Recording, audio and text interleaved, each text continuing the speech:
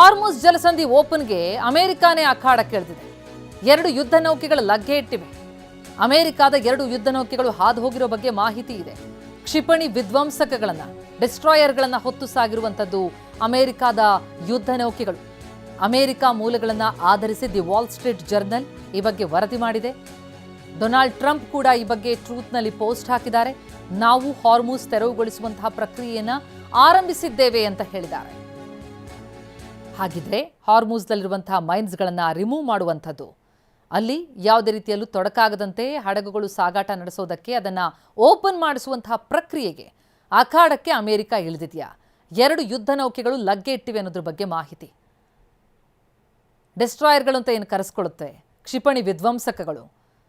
ಯಾವುದೇ ಹಡಗು ಹಾದು ಹೋಗದಂತೆ ಕ್ಷಿಪಣಿಗಳನ್ನು ಅಲ್ಲಿ ಇರಿಸಲಾಗಿದೆ, ಮೈನ್ಸ್ಗಳನ್ನು ಹಾಕಲಾಗಿದೆ ಇರಾನ್ ಕಡೆಯಿಂದ ಅನ್ನೋದು ಮಾಹಿತಿ. ಹಾಗಾಗಿಯೇ ಆ ವಿಧ್ವಂಸಕಗಳನ್ನು, ಕ್ಷಿಪಣಿ ವಿಧ್ವಂಸಕಗಳನ್ನು ಅಮೆರಿಕಾದ ಯುದ್ಧ ನೌಕೆಗಳು ಹೊತ್ತು ಸಾಗಿವೆ. ಮೈನ್ಸ್ ಕ್ಲಿಯರ್ ಮಾಡಿ ಹಾರ್ಮುಜ್ ಜಲಸಂಧಿಯನ್ನು ಮುಕ್ತಗೊಳಿಸುವಂತಹ ಪ್ರಕ್ರಿಯೆಗೆ ಹಾಗಿದ್ರೆ ಅಮೆರಿಕಾದ ಯುದ್ಧ ನೌಕೆಗಳು ಲಗ್ಗೆ ಇಟ್ಟುವ?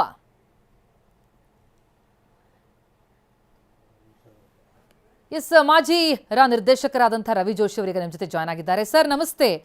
ಈಗ ಅಮೆರಿಕಾದ ಮೂಲಗಳಿಂದ ಸಿಗ್ತಾ ಇರುವಂತಹ ಮಾಹಿತಿಯನ್ನ ಗಮನಿಸ್ತಾ ಹೋದ್ರೆ ಸರ್, ಈಗ 2 ಕ್ಷಿಪಣಿ ವಿಧ್ವಂಸಕಗಳನ್ನ ಹೊತ್ತು ಅಮೆರಿಕ ಸಾಕ್ತಾ ಇದೆ ಅಂತ ಅನ್ನುವಂಥದ್ದು. ಅಂದ್ರೆ ಈಗ ಇಲ್ಲಿರುವಂಥ ಪ್ರಮುಖ ಪ್ರಶ್ನೆನೇ ಹಾರ್ಮುಜ್ ಜಲಸಂಧಿ ಈಗ ಇಡೀ ಜಗತ್ತಿಗೆ ಸಂಕಷ್ಟ ತಂದೊಡ್ತಾ ಇದೆ, ದಾಟೋದಕ್ಕಾಗ್ತಿಲ್ಲ ಅಂತ ಹೇಳಿ ಅದನ್ನ ಮುಕ್ತಗೊಳಿಸ್ತೀವಿ ಅಂತ ಅನ್ನುವಂಥದ್ದು ಅಮೆರಿಕಾದ ವಾಗ್ದಾನ ಆಗಿತ್ತು.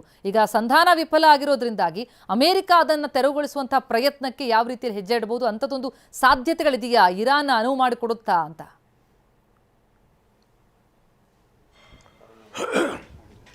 ಈಗ ಇದು 15 ದಿವಸ ಸೀಸ್ ಫೈರ್ ಡಿಕ್ಲೇರ್ ಮಾಡಿದ್ದಾರೆ. ಓಕೆ, ಈ 15 ದಿವಸ ಸೀಸ್ ಫೈರು ಖಂಡಿತ ಸೀಸ್ ಫೈರ್ ನಡೀತದೆ.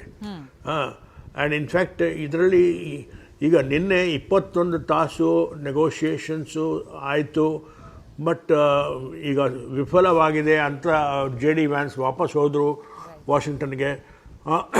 ಆದರೆ ಇದು ಇಲ್ಲಿಗೆ ಮುಕ್ತಾಯ ಆಗಿಲ್ಲ. ನನಗನ್ಸೋ ಮಟ್ಟಿಗೆ ಮತ್ತಿನ್ನೊಂದು ರೌಂಡ್ ಶುರು ಆಗುತ್ತೆ ಟಾಕ್ಸ್ ಆದಷ್ಟು ಬೇಗ. ಬಿಕಾಸ್ ಈಗ ಸ್ಟ್ರೇಟ್ ಆಫ್ ಹಾರ್ಮುಜನ್ನು ಇರಾನು ಒಂದು ದೊಡ್ಡ ವೆಪನ್ ಮಾಡಿ ಅದನ್ನು ಯೂಸ್ ಮಾಡ್ತಾಯಿದೆ. ಅಲ್ಲಿ 600 ಶಿಪ್ಸು ಅಲ್ಲಿ ಸಿಕ್ಕಾಕ್ಕೊಂಡಿದೆ. ಅದನ್ನು ಬಿಡಿಸುವುದು, ಅದಕ್ಕೆ ಫ್ರೀ ಪ್ಯಾಸೇಜ್ ಕೊಡುವುದು ರಾಷ್ಟ್ರಪತಿ ಟ್ರಂಪ್ಗೆ ಅದು ಭಾಳ ಮುಖ್ಯ ಚಾಲೆಂಜ್ ಅದು. ಸೊ ಅವರು ಆದಷ್ಟು ಪ್ರಯತ್ನ ಮಾಡ್ತಾರೆ. ಸೊ ಅವರು ಇದನ್ನು ಈ ನೆಗೋಷಿಯೇಷನ್ನ ಇಲ್ಲಿಗೆ ಬಿಡೋದಿಲ್ಲ. ಅವರನ್ನು ಮತ್ತೆ ಶುರು ಮಾಡ್ತಾರೆ. ಇನ್ನೊಂದು ರೌಂಡ್ ಆದಷ್ಟು ಬೇಗ ಶುರು ಆಗುತ್ತೆ ಅಂತ ನನಗೆ ಅನಿಸುತ್ತೆ. ಅಲ್ಲ, ಫೈನಲ್ ಆಗಿ JD ವ್ಯಾನ್ಸ್ ಅವರು ಒಂದು ಮಾತನ್ನು ಹೇಳಿದ್ರು, ನಾವೊಂದು ಲಾಸ್ಟ್ ಆಫರ್ ಕೊಡ್ತಾ ಇದ್ದೀವಿ, ಆ ಆಫರ್ಗೆ ಒಪ್ಪಿದ್ರೆ ಆಯಿತು, ಇಲ್ಲ ಅಂತಂದರೆ ಅದಾದ್ರೆ ಕೊನೆಯ ಆಫರ್ ಅನ್ನುವಂತಹ ಅರ್ಥದಲ್ಲಿ ಅವ್ರು ಮಾತನಾಡಿದ್ದಾರೆ. ಅಂದರೆ ಇನ್ನೂ ಒಂದು ಸುತ್ತಿನ ಮಾತುಕತೆ ಸಾಧ್ಯ ಇದೆ ಅನ್ನೋದರ ಸುಳಿವನ್ನು ಕೊಡ್ತಾ ಇದೆಯಾ, ಅಥವಾ ಎಚ್ಚರಿಸುವಂಥದ್ದು, ಇರಾನ್ನ ಮತ್ತಷ್ಟು ಇಕ್ಕಟ್ಟಿಗೆ ಸಿಲುಕಿಸುವಂಥ ಪ್ರಯತ್ನಕ್ಕೆ ಅಮೆರಿಕ ಮುಂದಾಗ್ತಾ ಇದೆಯಾ? ಇರಾನ್ ಯಾವುದಕ್ಕೂ ಜಗ್ಗೋ ಬಗ್ಗೋ ಲಕ್ಷಣ ಕಂಡು ಬರ್ತಿಲ್ಲ, ಭಾರಿ ಪಟ್ಟು ಹಿಡಿದು ಕುಳಿತಿದೆ. ಮುಂದೆ ಹಾದಿ ಏನು ಅಂತ ಹೀಗೆ ಆದರೆ?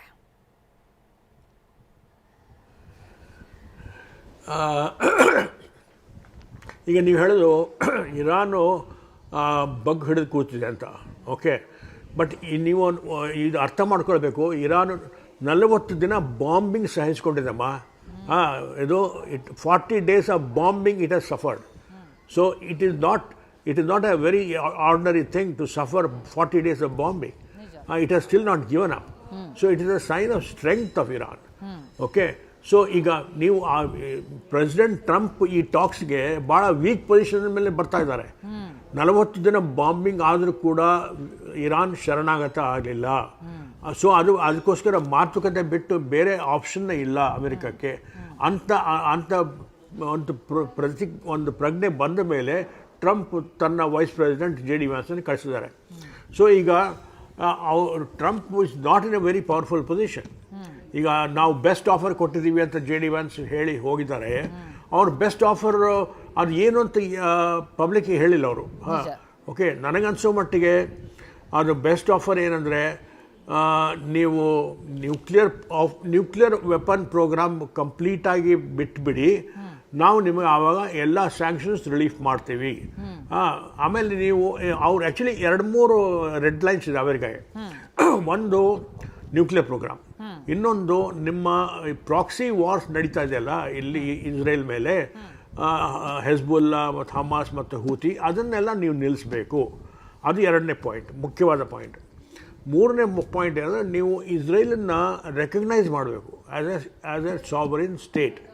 This is the 14th point in the 15-point plan that Trump has sent to Iran. This is a very tricky issue for Iran. So ಇದನ್ನೆಲ್ಲ ಒಪ್ಕೊಂಡ್ರೆ ಆವಾಗ ಅವರು ಪೂರ್ತಿ ಸ್ಯಾಂಕ್ಷನ್ಸ್ ರಿಲೀವ್ ಕೊಡ್ತಾರೆ.